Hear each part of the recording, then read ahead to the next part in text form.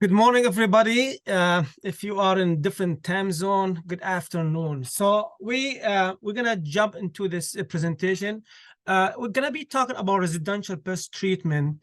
What I mean by residential homes and sometimes multi-housing like apartment buildings, so on and so forth. But this is residential. So I'm gonna start by mentioning that there are different challenges. That pest control individual or professional face in residential areas. And the reason I'm mentioning the challenges because we want to make sure that we are mindful about them and we know what are they so are prepared for them. For example, some people have a chemical sensitivity, meaning they can't deal with a chemical or pesticide.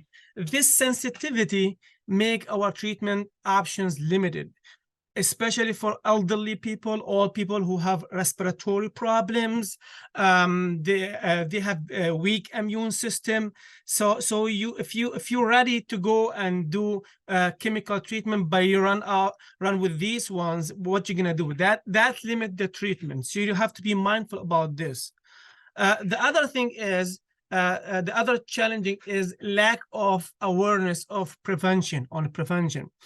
Many times, you go into a unit or a home and you find pet food all over the places. Stored product are not saved properly in tight containers, and that's attract pests. And also sometimes these materials themselves contain pests. This is a big one. Most of the time, homeowners go and buy their own pesticide, do-it-yourself products or over-the-counter products. First of all, these products ineffective. Why they're not ineffective? Because most of the time they buy the wrong product.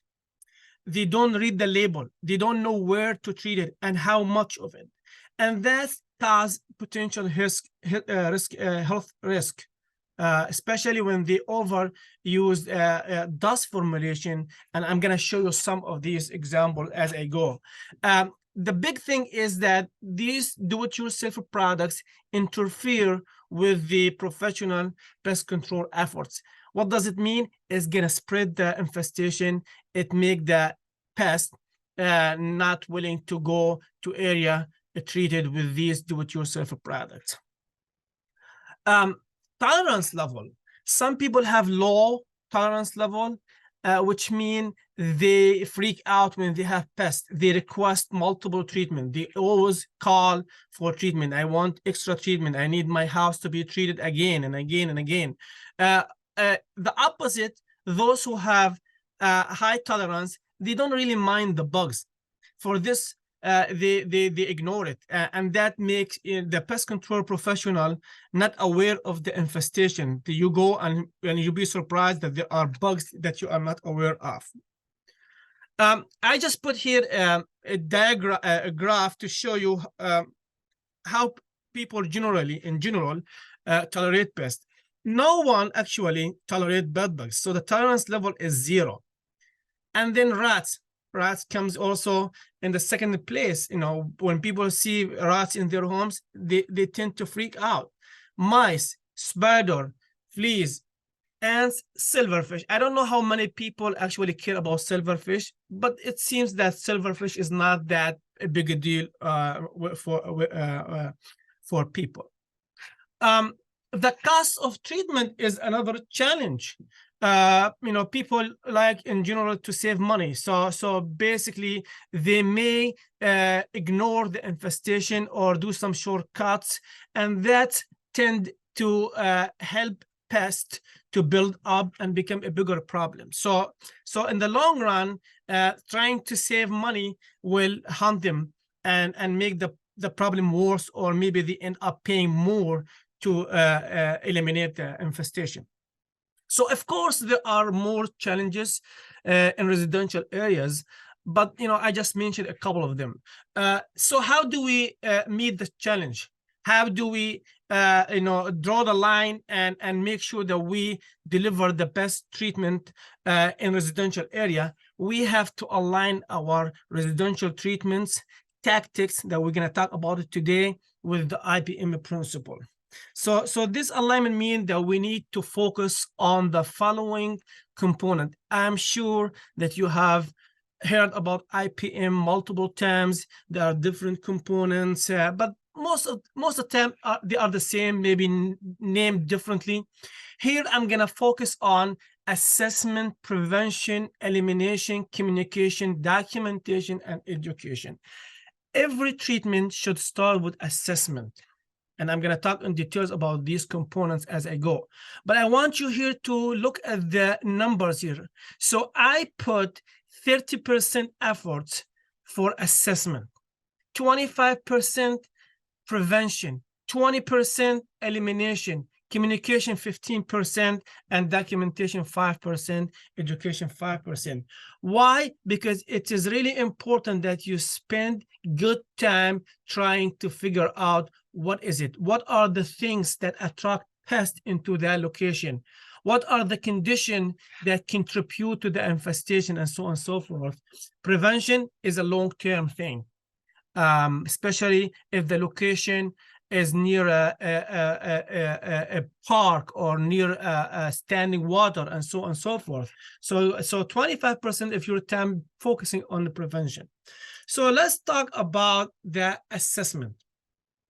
So with the assessment, trying to get rid of this one here. With the assessment, I mean by the assessment, interview, inspection, and monitoring.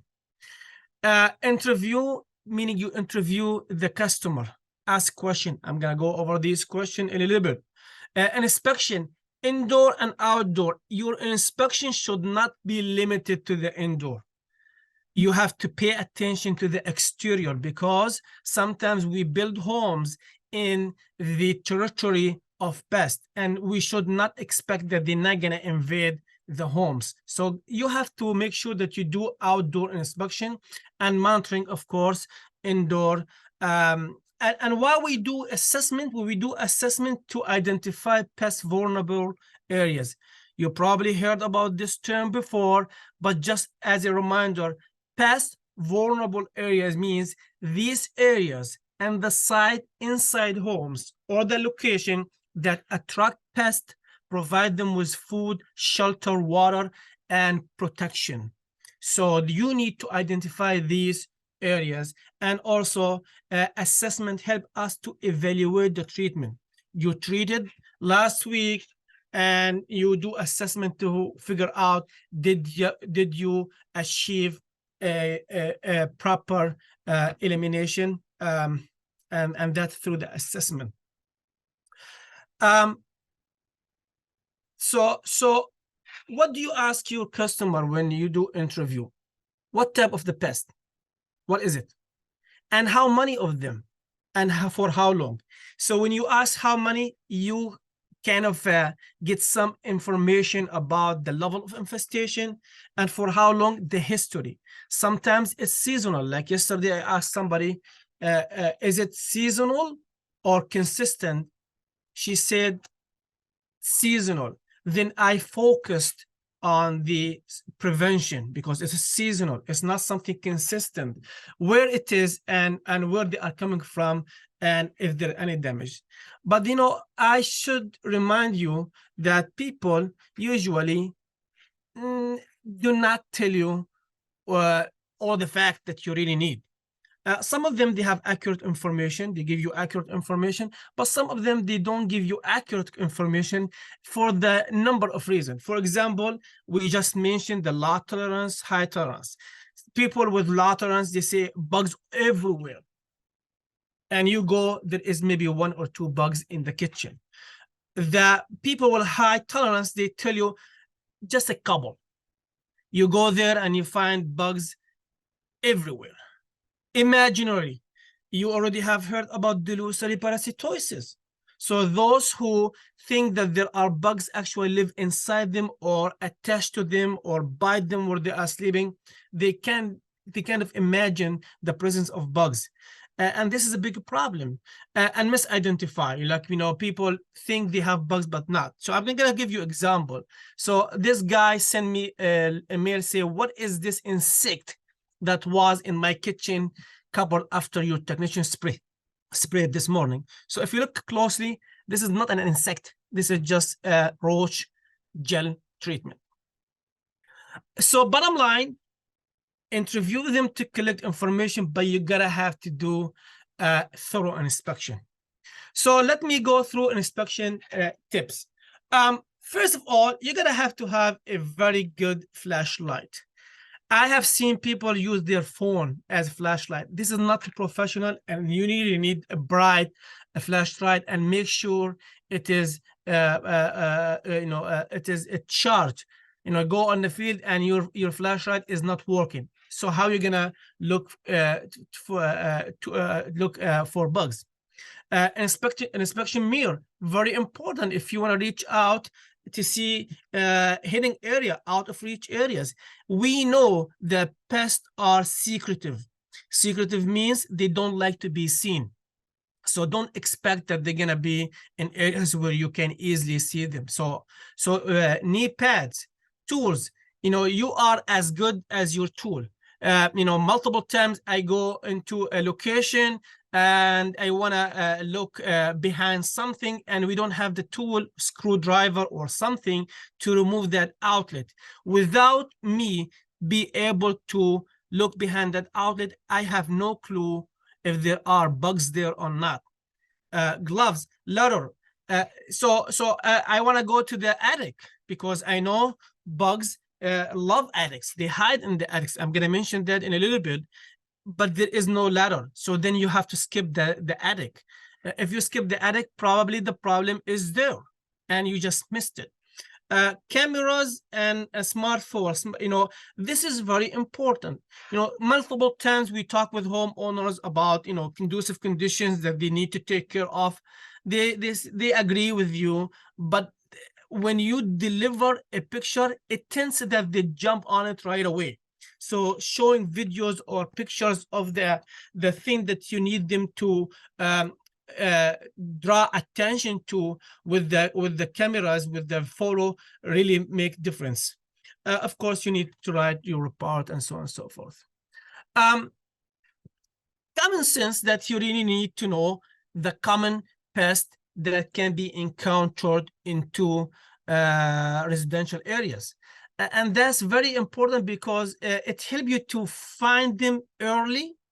And when you treat for them, you treat in a specific location and save money and cost and be effective. So this is not really a presentation to talk about different pests, but I'm just going to mention the commonly encountered pests in residential area. German cockroach. German cockroach tend to be the number one roaches among the roaches that is present in homes, especially in kitchen and bathrooms. American cockroaches, it depends where are you at. In warmer places, American cockroach are known to be present inside homes. And American cockroach are the largest cockroach that we see indoor. They have that pointed cerci. Cerci means that's bandages here that they use it to detect vibration. So if you ever wonder why roaches run away quickly when they hear vibration, that's why, because they have that cerci here, or the singular cercus. They come from drains, they live in the manholes, and sometimes they wander around in the yard. House mouse, tail longer than the head and the body combined. In suburb areas, most of the time we are dealing with the deer mice. Deer mice have that wide belly. It is really important to distinguish between deer mice and house mice, because deer mice tend to go in the field and get into homes only when they really need food or shelter. so their behavior different than the house mouse, and they tend to carry some kind of pathogens, Lyme disease, and so on and so forth. So they're particularly important when it comes to health related issues. Bed bugs, very common indoor these days, and they're ectoparasite. They suck blood and hide between meals and crack crevice. I'm not gonna go over the bed bugs in details here. Ants, different ant species depending where are you at. Here in the Midwest, pavement ants tend to be very common here. The carpenter ants is a larger one, and then pharaoh ant is an indoor species. So you're gonna have to focus on baiting and other stuff, reduce humidity, reduce the things that attract them. Stored product insects. The common one that we see in home is the Indian meal moth. It's very destructive pest because it has multiple hosts. They feed on seeds, spicy, grain, and dry fruit. We recently, for the last few years, are dealing with the clothes moth. We have the webbing clothes moth, and the case-making clothes moth. They go after feather, cloth, fabric, and sometimes skin of rodents. Cigarette beetle, drugstore beetle, sawtooth grain beetle, and other dermestid beetle are really sometimes common in homes. And the key thing here is to find the source of infestation and remove it. Small flies, red-eye fruit fly is more common inside residential areas than the dark-eyed fruit fly. They are both fruit fly, but this one tend to go after advanced stage of fermentation. So if the home has a sewer backup, you probably end up with dark-eyed fruit fly. If they keep their vegetable and fruit outside the fridge, they probably end up with red-eye fruit fly. Fungus gnats, very common indoor, especially for those who love plants. Sometimes they have plants indoor, they put them outside during the summer, and they bring them inside in the fall or winter, and they end up with the fungus gnat infestation. For the fly, those who have decaying organic matter, and drain fly breed inside drains. House fly, blowfly, large flies, or filthy flies in general, they come from outside. And I'm going to mention about this when I talk about exclusion. Usually, there is a breeding source outside the home. Somebody opened the garage door or the front door, and the flies get into the door. Or sometimes you have a dead mouse or dead squirrel inside the wall. Fleas, especially for those who have cats or stray cats in their garden, they end up with the fleas. Spiders. I want to just mention something here quickly about spiders. Spiders are not insect, they are arachnid. They have that chelacerate, two things here that they use it as part of their mouth part. There are two types of spiders: those who build web and those who hunt. You gotta have to distinguish between the two of them, because when you only knock off webs and just focus on that, you probably not gonna be able to get the wandering or the hunter spiders, because these ones, they don't build webs. What they do, they come from adjacent sources, like next to a source of water or tall grass, and they enter into the home. So a treatment for them is a little bit different. You're gonna have to go to their harborage area, to their site, treat there before they get into the home. Centipede, millipede, you already know the difference between two of them. Centipede have 2 legs per segment, millipede have 4 legs per segment. If you don't want to count legs, then look at their shape. You know, millipede tend to crawl up when they get disturbed. So if they roll up themselves, that 100% the millipede.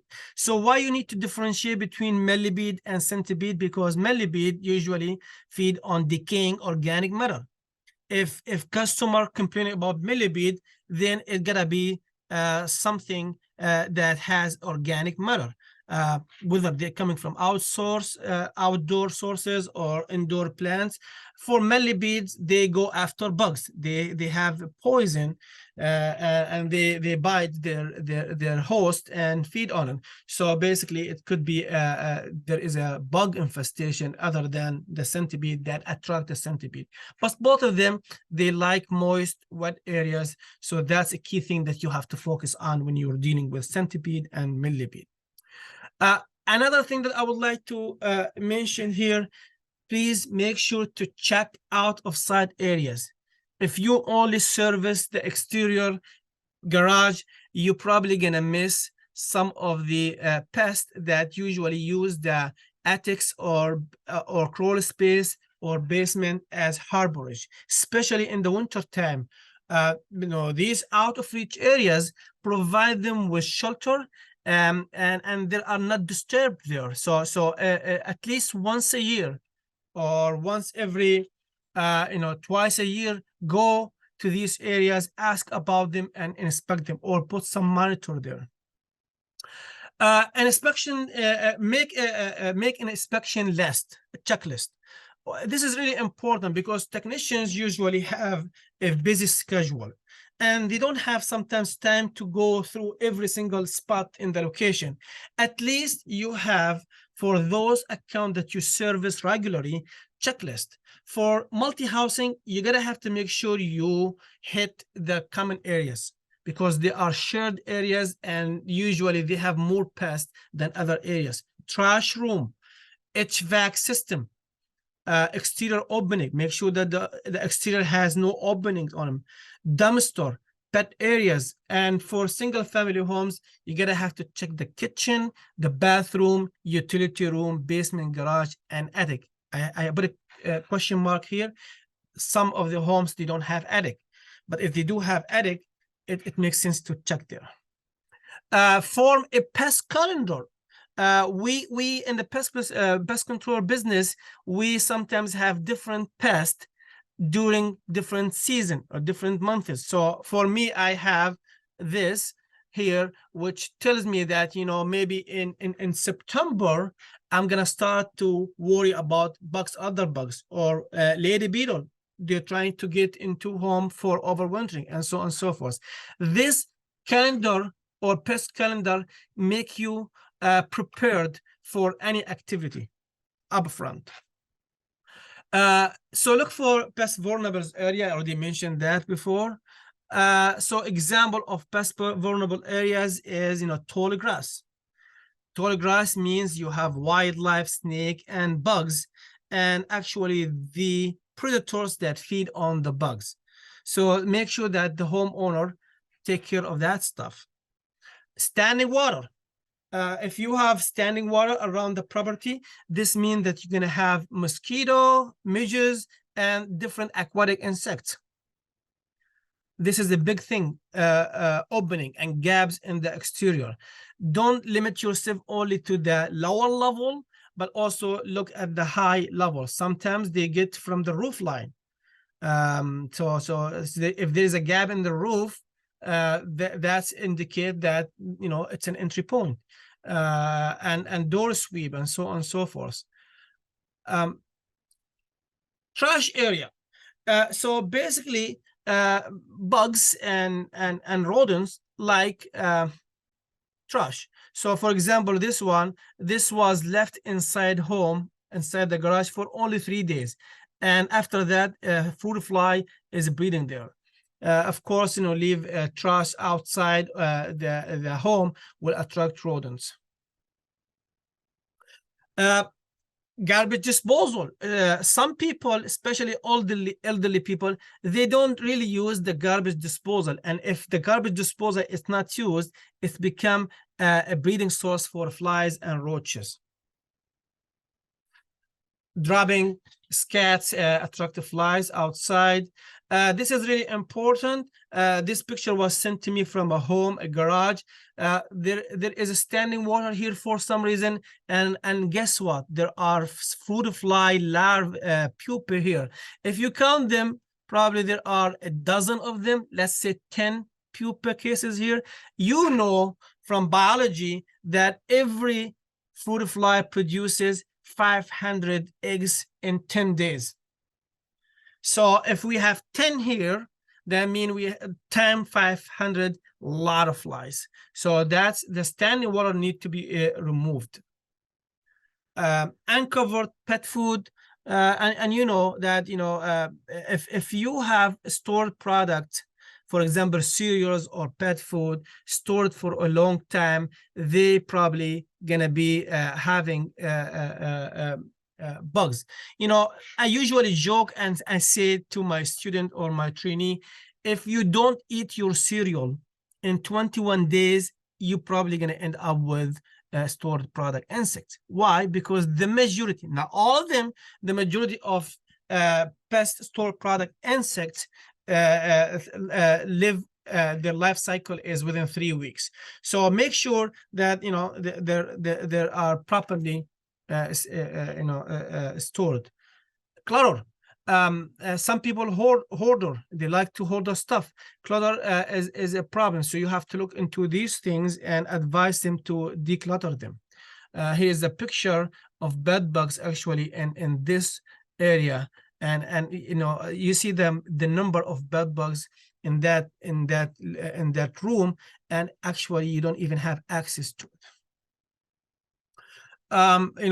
Feeding animal, feeding mice, leaving doors open, leaving windows open. So when you leave the door open, when they leave door open and window open, the next morning they are complaining about the presence of bugs or maybe even wildlife. Some of the conducive condition is behavior. For example, people tend to overwatering. So they put too much water when they water their plants, and that help to the fungus gnat to be a big problem. And here is an example of fungus gnats inside a kitchen or bathroom. Lights attract bugs also.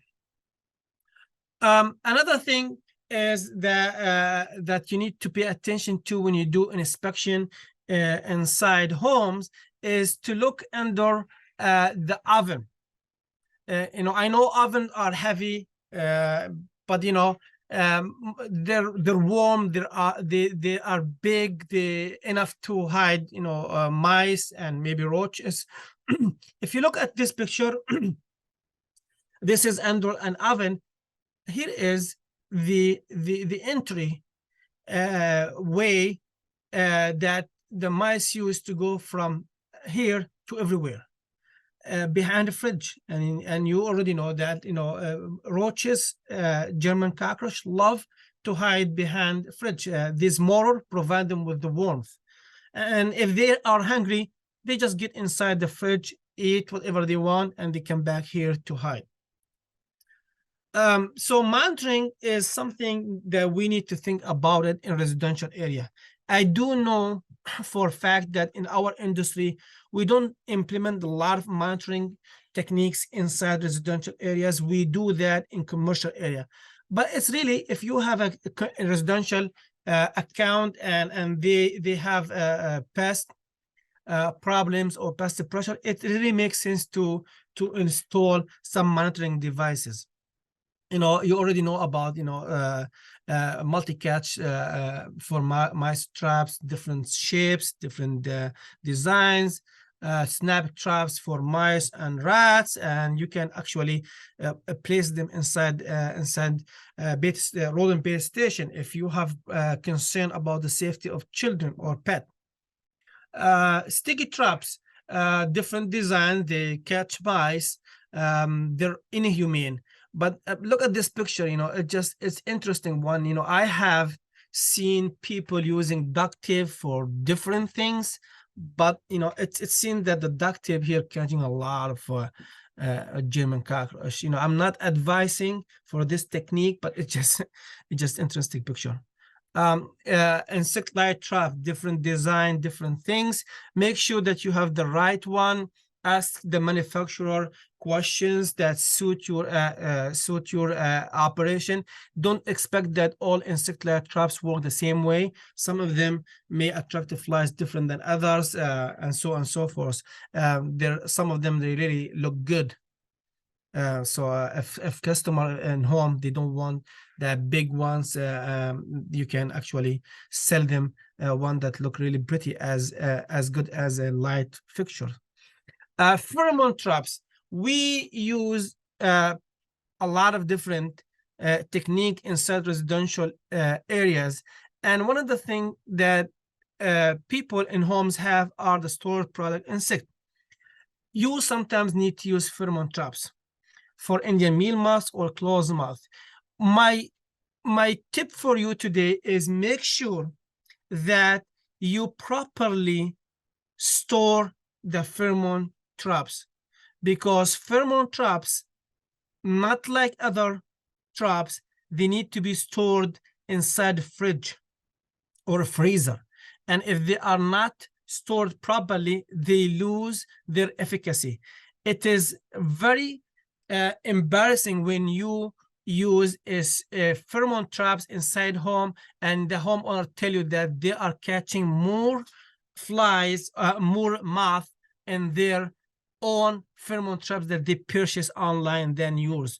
The reason is the storage. So make sure you talk with your manufacturer about storage practices, proper storage practices, and make sure you apply it. So prevention tip, door sweep. Look at this video here, and these are, these are millipede. So I'm gonna just go back here to show you. The problem is here. Let me see. Did you see the opening? You see the opening here? That's where they're coming from. So if you don't want millipede or bugs inside the home, probably you have to invest in a door sweep.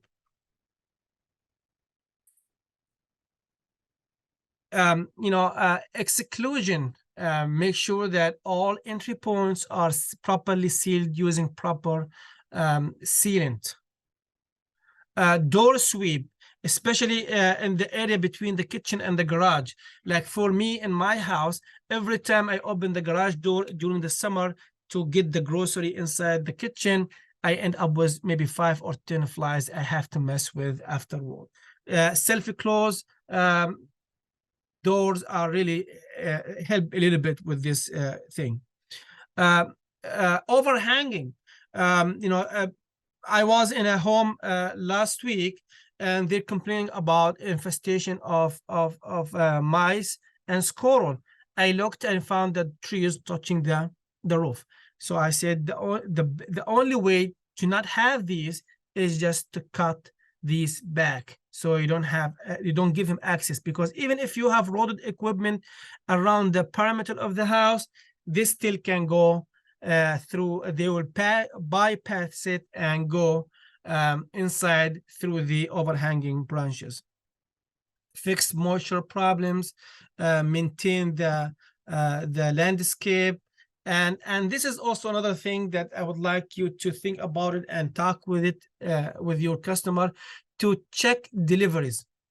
I myself had a roach delivered to me with a shipment last year.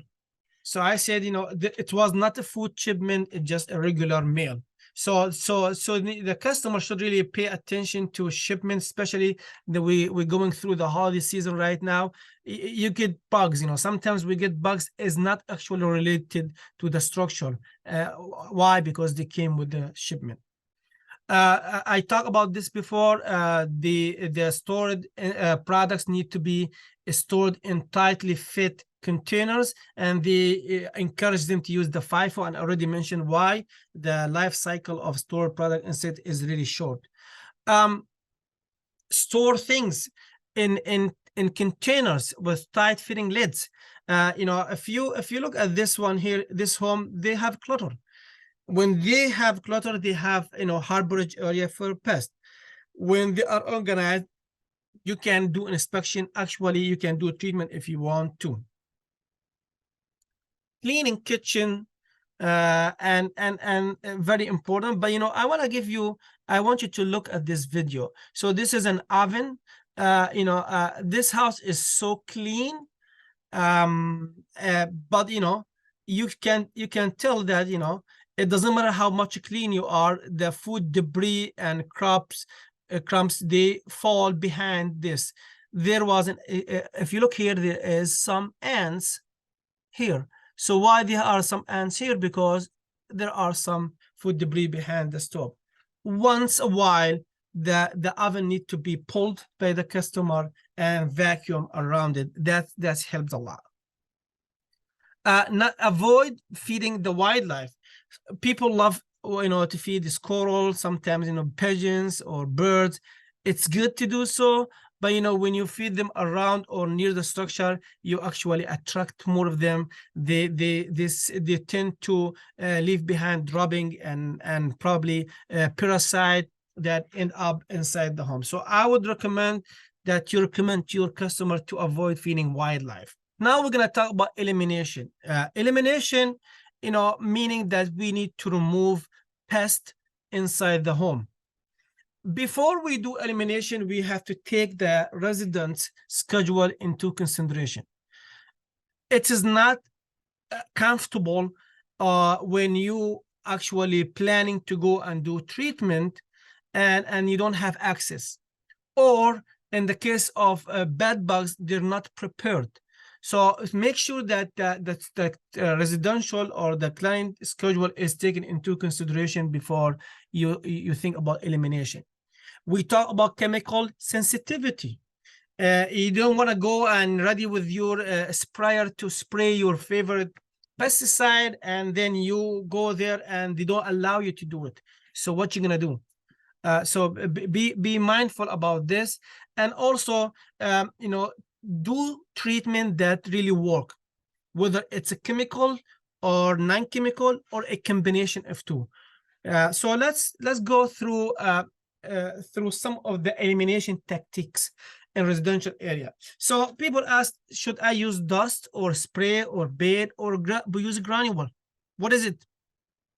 So well, this depends on different things. I'm gonna go over that. Type of pest. Is the pest hide into crack a crevice? Do they crawl? Do they fly? That's very important to determine whether you use dust or liquid or other form or formulation. Surface type, you know, is it crack, void, surface? What is it? And then, you know, of course, the environment around it. So, for example, if you are doing pest control in an area where there is some sick people, they have problems, you know, respiratory problems, you're probably not going to be using dust. And in areas where there is food, and probably going to have to use something else, and you have to be mindful about contamination. So this is a study, recent study in 2020.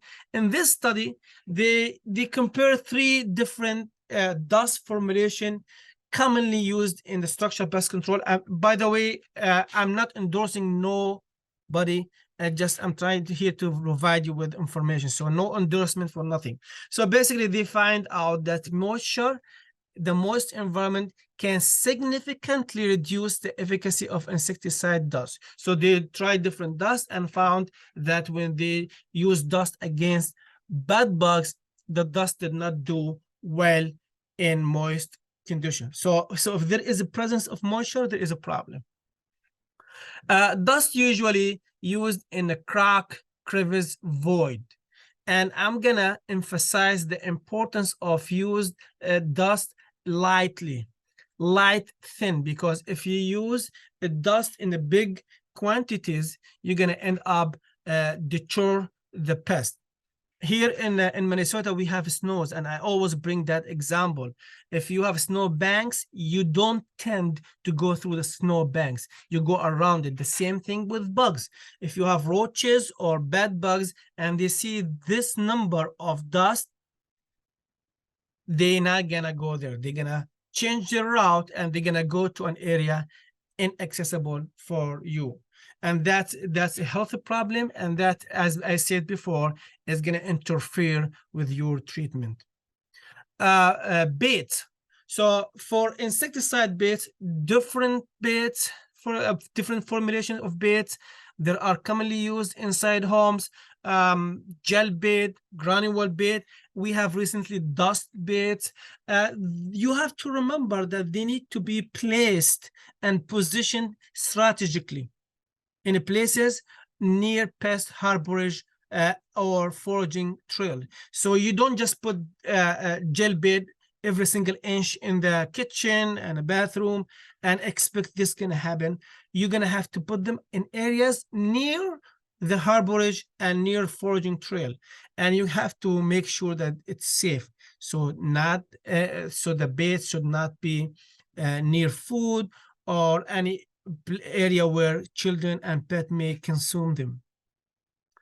For rodenticide, you should remember to use rodenticides in tamper-proof bait station, and make sure to follow the label.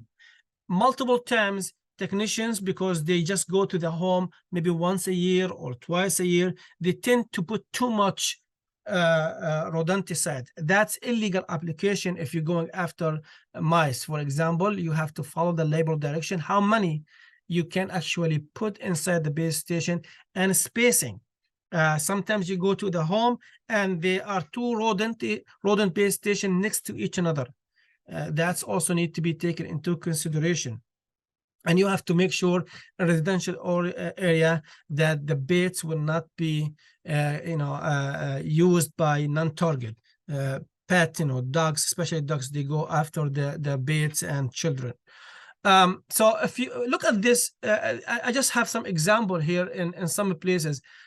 This is, you can't do that. The baits should not be placed in the open. That's risky and also illegal. So look at this one. It seems that the mice are actually living in that bait station instead of eating the poison and die. So and it tells me that whoever serviced that home did not do an inspection properly and did not service the bait station as it's supposed to.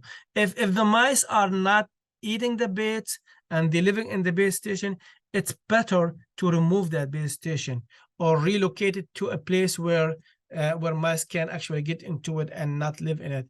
And this is a common practice that technician may do wrongly.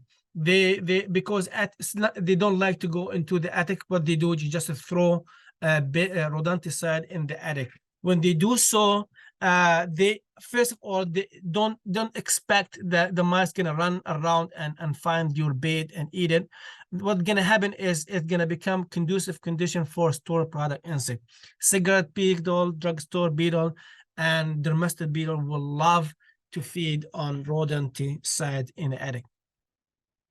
Spacing, very important. Sometimes you look at the location. This is not maybe residential, maybe but this is, I just give you an idea. So this location, this one, you can tell that the mice ate every single rodenticide here, whereas this one, which is near to it, there are still some. So the location, you have to take location into consideration. It's like real estate, the location, where before you put your rodenticide equipment, ask yourself question, why I'm putting it here, do assessment up front, and the next service based on your observation, you probably need to switch things around and move one rodent bait station to another location where there is more hit, and so on and so forth. Let's talk about liquid residual insecticides. Residual insecticide liquids are important to provide long-lasting protection. You don't go to homes every single day. You probably go monthly or quarterly or once a year. You have to make sure that the pesticide that you leave behind have residual effect. And you can use them, in different ways, like crack, crevice, indoor, or spot treatment. You don't just go and treat the whole house, broadcast treatment inside the house. You're gonna have to practice to use the residual insecticide liquids where pests hide or wander or crawl, and be mindful about the non-target. So liquid can be used as crack, crevice, and spot applications. So liquid are residual are the best option when it comes to stop the infestation of pests that migrate from outdoors. So barrier treatment, you could use different devices. Some people use handheld devices, which is not really practical, but it depends on the size of the location, the ease of use. You can use that stuff as crack, crevice, and spot treatments. A lot of people use the backpack sprayer to deliver a bigger treatment to a larger area, and power sprayer is commonly used around homes. You go around the exterior, around the windows. You make sure that you treat the foundation wall, and pay attention to areas where spiders, insects, and other kind of crawling insects may use to enter into the house. For mosquito and midges, tick, flea, most people use that powered backpack or mister, and very good for covering a big area, treating the foliage, and take care of the problem of pests. Granule insecticides are very good around residential areas, especially if you have ants that live in the yard. Some of the ant species do not actually live indoors, but may enter into the homes if there is actually dry time. For example, you have a huge rain. After the huge rain or heavy rain, you see a lot of bugs get into the indoor for some reason. So you're using granule insecticides around areas known to have pests is recommended, and you're gonna have to use them and follow label direction. Remember, these are granule insecticide bait. I'm talking about baits, and there are also granule insecticides which are not bait. So you have to know the difference between the two of them. If they are bait, you have to use them around the ant mounds, an area where pests encounter them. Granule, they need to be placed strategically in a lawn or a mulch to take care of pests like springtails and other pests that live in the soil, and make sure that they are watered in, because using granule insecticide without having watering in will make them not actually effective. So I need to recap by just mentioning that you have to make sure whatever you do inside the home or outside the home to avoid drift and non-target. Sometimes you're spraying around the house and there is an open window, and you end up spraying the window inside the home. And if it's a kitchen, you probably end up spraying dishes and food, and that's become a problem. People ask the question, should I use repellent insecticides or non-repellent insecticide? This is itself a whole a presentation, a whole training, and I just in a brief, because I'm not gonna go over the repellent or non-repellent here. It depends on the pest. If we are dealing with pests that they live socially, like insects and termite, you need to use non-repellent insecticides to make sure that the pest not aware of the presence of the insecticides and come across treated areas. So for and also for roaches, cockroaches indoor. Cockroaches, if they detect the presence of pesticide that irritate them, they probably start to go another route and end up spread to areas where they usually not. So if you I was in a house last year, and most of the roaches were in the bedroom. Why? Because the homeowner is just using pesticide that deter them, make them not happy. They still come to the kitchen, steal food, but they actually living in the bedroom. So repellent, non-repellent, it's something that you need to figure it out based on the pest and the type of the service. So bottom line, which is better, dust spray, bait, or granule? Whatever you use, you have to make sure that you deliver it to the pest. So the pest need to encounter them. They're not gonna be used, randomly. They need to be placed and treated and applied strategically so pests encounter them. I can't, emphasize this more than that. In homes, especially if you have bed bugs or other things, heat treatment could be an option. Especially if no disturbance to the household items is needed. So you can use heat. You have two types of heat: the whole room heat. You have special equipment, heater and fans, and you can have a heat chamber. Heat chambers could be a trailer, could be just room made to hold temperature for a while, and so on and so forth. Communication.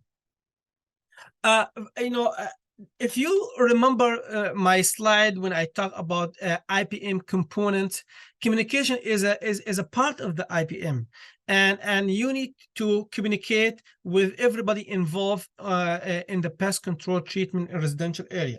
For example, you need to communicate what is it, what are you dealing with, how to prep. Now, sometimes people, they don't really understand the prep sheet. It makes sense to go over the prep sheet with them. So we usually hand them the prep sheet. This is the preparation sheet, do this, and make sure that we have access to this and that. My recommendation is, if you could call them and go over the prep sheet with them, make sure that they understand it. Treatment schedule need to be communicated, expectations before, during, and after treatment, and tenant or homeowner responsibility. What do they need to do so the treatment work? If there is a food source need to be removed, they have to be aware of it. If there is an entry point that you could not seal properly, they need to take care of it, and so on and so forth. So here is a slide from a research study about cockroach. So basically, if you have a severe infestation of German cockroach, very high, meaning you capture more than 100 cockroach in one night trapping, don't expect that the treatment will take care of the cockroaches in 1 day or 2 days. In this experiment, it took 10 to 12 weeks.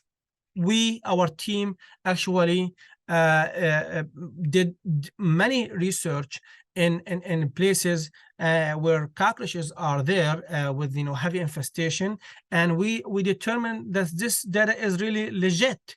It takes 12 weeks in heavy infestation to take care of the problem using IPM techniques. That we're using every single technique of IPM. It maybe take weeks before you get rid of the roaches. But if you have a low infestation, probably several days to a week, and so on and so forth. So make sure that you communicate the expectations and pest pressure and level to your customer so they are aware. If they don't know these facts, they demand treatment, they maybe accuse you with treatment failure. But if you tell them, you have high infestation, roaches actually living in the bedroom and everywhere, it maybe take us a couple of weeks before we give you a reasonable and meet your expectation. They would be fine with that. Documentation, very important. As we always say, if it is not written down, it's not existed. And also education, it makes sense that your company invests with making seminars, webinars like this. Also help give them brochures or give them links to your website and email, and avoid using tell them that to avoid using do-it-yourself products, and so on and so forth. So in summary, you have to have a partnership with your customer to make sure that they understand all prevention methods needed. You have to communicate clearly, and you have to make sure that you can actually deliver the best treatment option as needed. If there is chemical sensitivity, you are ready to go. If they're requiring organic material, you are ready to go, and make education your priority. Well, thank you, Mohammed, for that great presentation. Thank you, everyone.